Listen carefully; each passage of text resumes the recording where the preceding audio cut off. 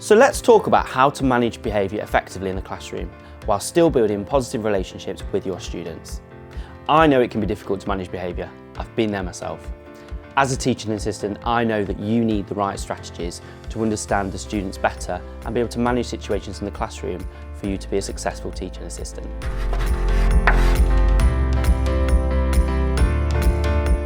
Hey everyone, it's Dean here. I'm glad you could join me today for my video on how to manage behaviours in the classroom.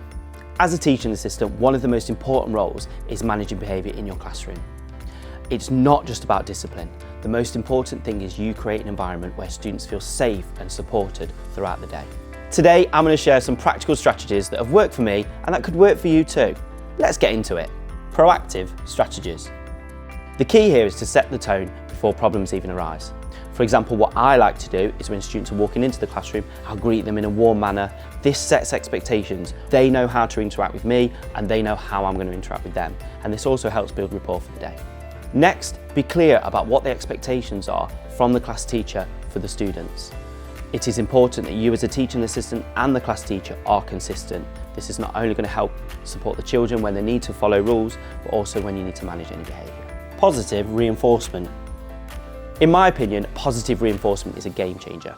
And from my experiences working as a teaching assistant, I know that those students that I've rewarded for demonstrating positive behaviour in the classroom often keep it up, and it just makes the class feel so much better. It doesn't have to be a big acknowledgement. Something like a thumbs up or saying nice work can go a long way with your students. Addressing minor disruptions. Say a student's tapping a pencil or chatting to their friend. What I would do is I would go over to the student, have a quiet word, and sort of encourage them to get on with their work. This doesn't draw attention from the rest of the room and keeps the class focused at the same time while managing behaviour quietly.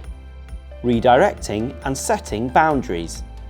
Sometimes students need a little help getting back on track, especially during group work. Now, as a teaching assistant, it's important you understand what boundaries have been set by the class teacher and that you stick to them. During group work, students are likely to disagree. That's okay, it's life. So as a teaching assistant, what I like to do is I simply go over to the situation, get their attention. They're both looking at me. I'll ask them both to kind of give their perspective on the situation, understand each other, listen to each other. That's the goal here, would be to get them to solve their situation independently and respectfully. Handling persistent behaviours. Persistent behaviours are often a cry for help. Now, as a teaching assistant, how do we deal with this? So what I like to do is simply kind of take the child to one side and have a conversation, because sometimes, just like us as adults, we need to be asked, are we okay? Now, obviously as a child, it's not as easy. We need to have them conversations carefully and make sure we're following our training down to a T. Now, once you've identified the reasonings behind the persistent behaviour, I think it's important as a teaching assistant that we're able to adapt. Now, we can't be managing the situation as we would in the classroom. This is where we need to then start to support the student better as the situation has changed. Engaging the whole class. Sometimes as a teaching assistant, you are required to cover the class teacher. Now, this could be for a few minutes or it could be a couple of sessions.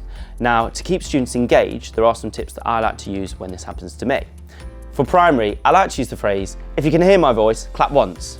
This is really good at resetting the mood and bringing the focus back to you. For secondary, I like to use a slightly firmer tone to redirect and bring the students' focus back to me.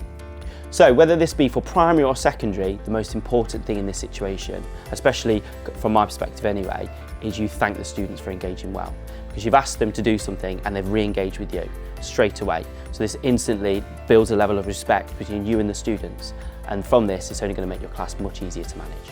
Reflection and growth. Now, when it comes to the end of the day, I know you're going to be tired, but I think it's really important, and I strongly advise this, that you take 5 minutes just to reflect. Have a think about how the day went, what behaviours have you managed, and how did it go? So remember, don't dwell on them things that didn't go so well.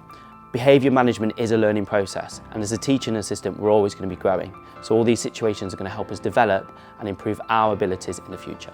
The key takeaways from this video are: stay proactive, use positive reinforcement, address disruptions calmly, always approach situations with empathy, and finally, reflect and grow.